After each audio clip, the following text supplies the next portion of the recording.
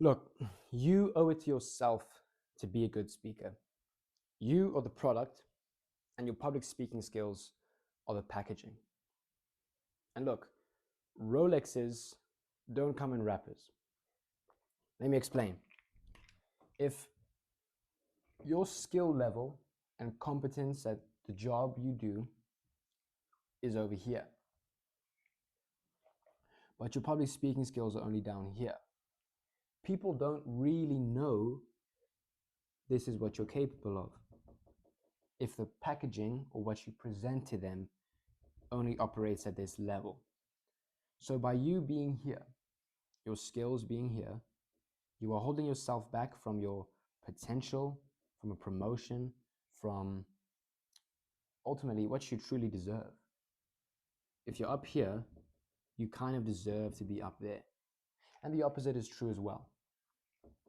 If you're only that good, but your skills and your packaging is this good, you're almost blowing out of proportion of how good you really are. And so, yeah, people exploit this and they can get promotions and advance much faster and higher and quicker. But it's not their fault. They just know, and or at least they can convey that they are good. They can convey that they can speak well, that they're competent, and that they are able, better than they actually are. And they are more competent and more apt for the position, for the role, for the promotion. But firstly, who am I? I'm Luca, and at the age of 18, I've already delivered speeches in front of 2,000 people. I've competed in public speaking competitions. I've lost, I've won, I've received standing ovations. People have given me compliments and praise, and they've asked me how I do it. So now I help rising leaders deliver magnetic, high-stakes speeches. And I remember I was in this meeting once, and it was a long rectangular table like this. And at the head of the table, there was this head of finance, accounting guy. And he was obviously in charge of the meeting and he ran it and he was in control. And he's very competent at what he does. He's good at accounting, he's got his money up, he's doing the right things.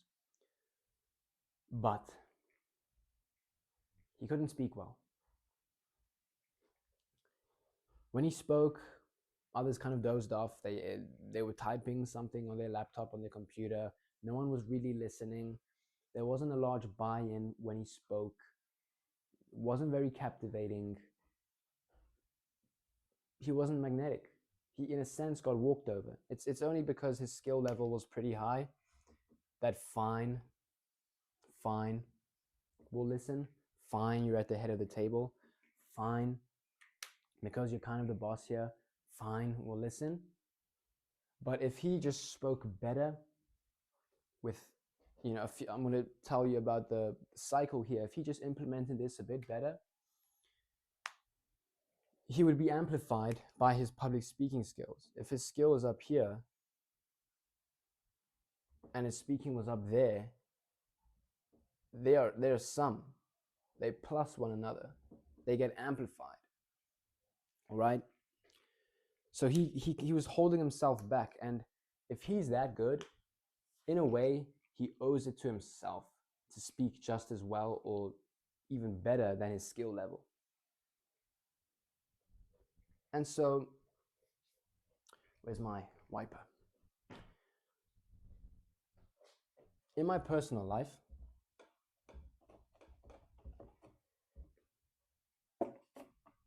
there have been people who are smarter than me, who are maybe more qualified than me, potentially more competent than me. But it's still somehow me, this bum, who got the role. The promotion, the buy-in from the crowd, the applause, the whatnot. And that is largely, if not entirely, down to one thing: the fact that I could speak well. When they spoke, they were maybe nervous. They're pretty cool guys, pretty likable, but they couldn't convey this natural charisma, charm, personality which they have. They couldn't convey it and show it to the audience, so they couldn't connect. Their competence level was maybe up here, but their public speaking was down there. Me, maybe the opposite. I'm quite a silly guy, charming, very, very charming for that matter. That's a joke.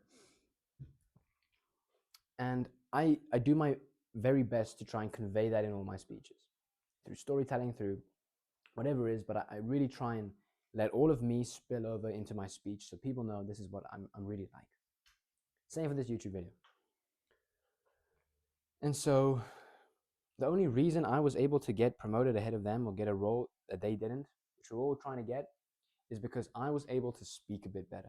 I was able to speak in front of 2,000 people with a bit more confidence and a bit more authenticity and a bit more relatability. I could connect to the audience just a bit better, to the interviewer a bit better, tell a story a bit better, speak with a bit more confidence, not be as commanding and authoritarian and appear as a snob.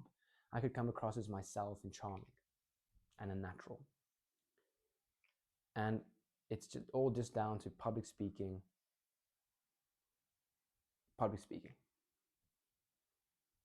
Period.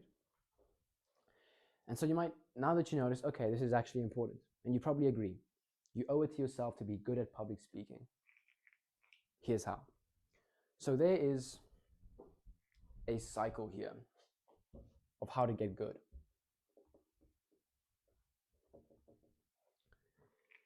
And it looks something like this. There's obviously theory.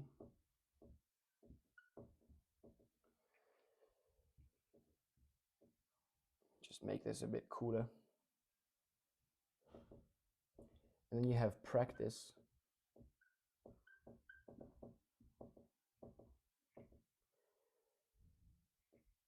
And then you have review.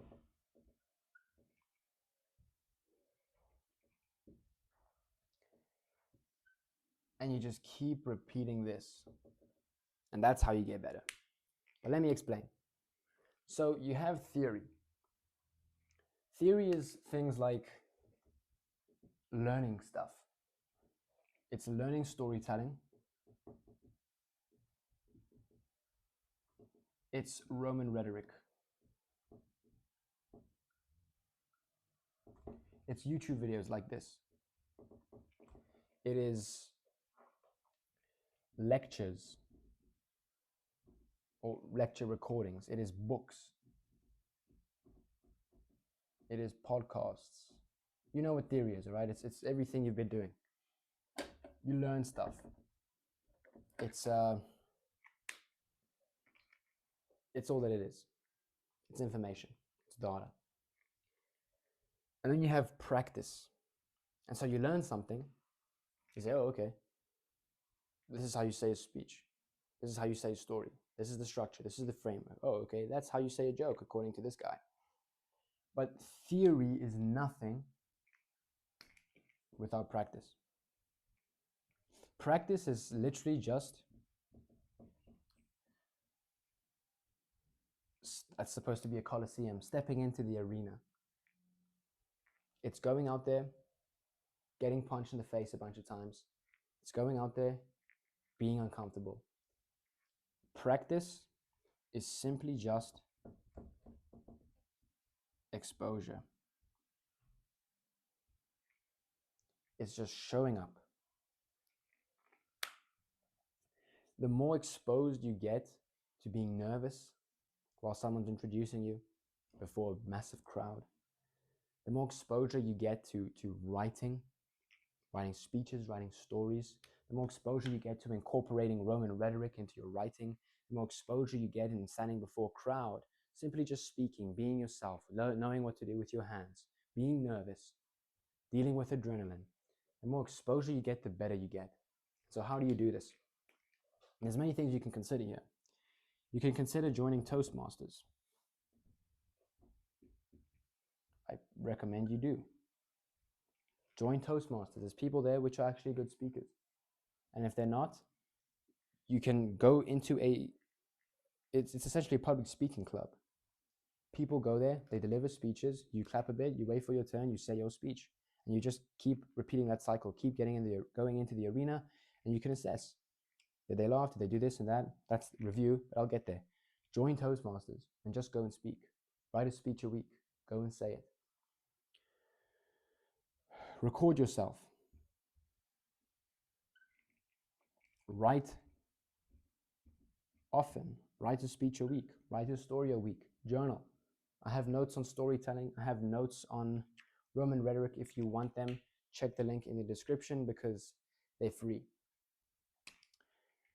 You literally just need exposure, and you need to keep going and doing and performing. All right, let me see what I have here in terms of practice. I know I had a good note here. Yeah, feel what nervous really feels like. Go stand in front of crowds. Write speeches, write stories. Ask people if they're good or not. Was this part funny? Get a coach or mentor or someone to help you. Join Toastmasters, take some public speaking classes. Do what you must. And something you need to keep in mind when you practice is, yes, we have theory, and all these different inputs are going to be telling you, hey, you should do this with your hands.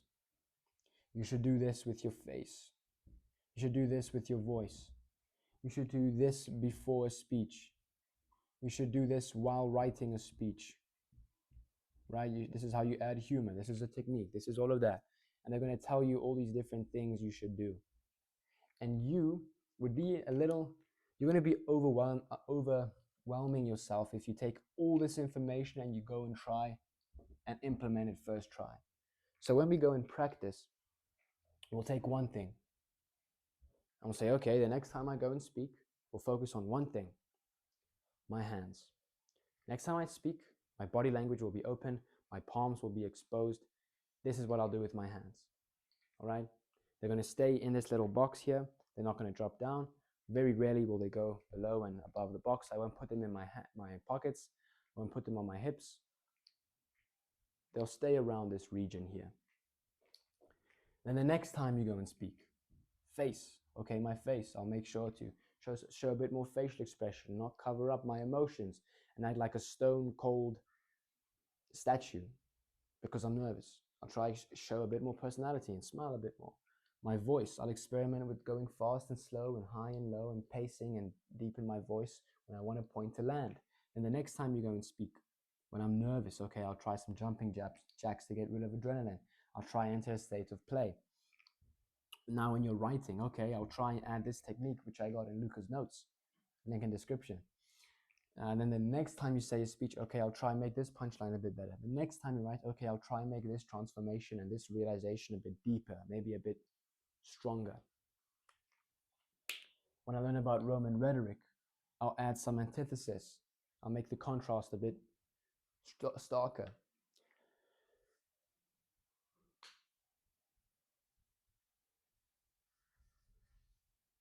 And yeah, that's the practice. Seek exposure, get uncomfortable, get comfortable with being uncomfortable. Learn what bad feels like. And that's a very funny point, which leads me into my next one, which is review. But focus on improving one thing at a time. All right, when you go practice, focus on one thing at a time. And then that leads me to review. And I just said, learn what bad looks like, or what good looks like, hopefully. But I have a funny story. When I had this public speaking competition, one of my first few, an early one, it was a big one. And I was still new to the whole thing. And I thought I was a bit better than I was.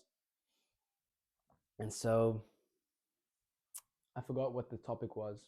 Everyone in the competition has the same topic. And so I went there to compete and I had a speech. I wrote a story. And I thought it was all amazing and cool and great. So I went there, I said my speech. People clapped, it was cool. I sat down and I thought, yep, I won. I did it, baby. But before that, you make it to the next round, and then from the second round, and then they choose who's in the final. Then you compete for the winner at the finals. So I thought, dude, this speech, I already know I'm winning. All these other second round, final, these are just little inconveniences for me, but it's okay. I already know I'm going to win. So I said my speech. I thought I was the unicorn poo-poo. And you're supposed to hear back from them a day or 2 or 3 after. But I didn't hear anything back. Meaning my speech wasn't good enough to make it to the next round, let alone win the whole thing like I thought I would. And that helped me realize that I wasn't as good as I thought I was. And that's it takes humility to realize that, but it's also quite humbling to think, whoa, I'm this good. I'm that good, but no, you're actually only about there. That sucks. But the only way you can notice that and realize that and actually improve on that and keep repeating the cycle so you can get better is with review. And the way we review, I know I said record there, but it's you want to record yourself speaking. See how you speak. Where do you pause? Do you talk too fast? Do you stutter? What do you do with your legs when you're nervous? It's everything is revealed in a recording. Analyze the crowd. When you said a joke, did they laugh?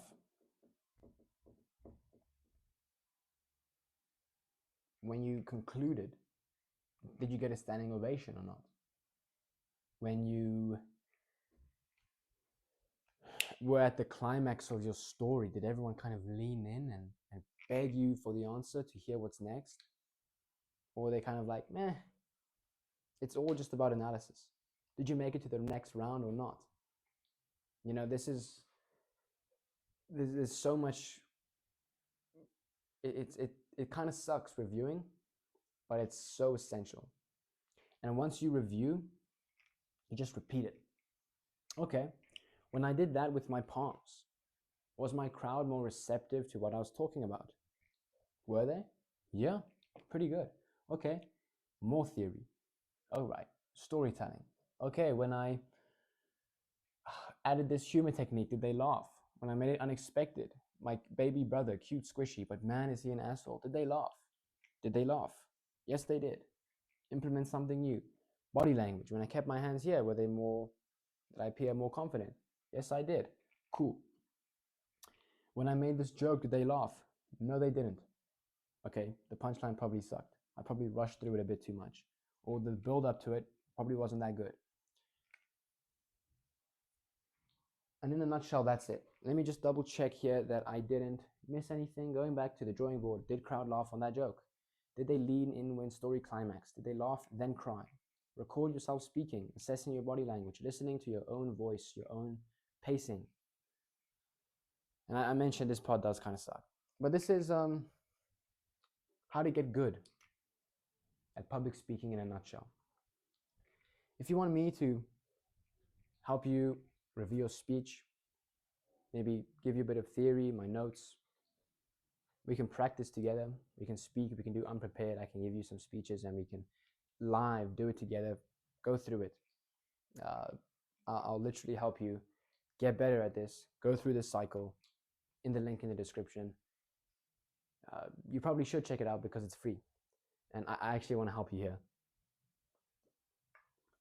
But that's been the video. Hope you got some value from it. I hope it's useful to you. And I hope to see you in the next one. Take care.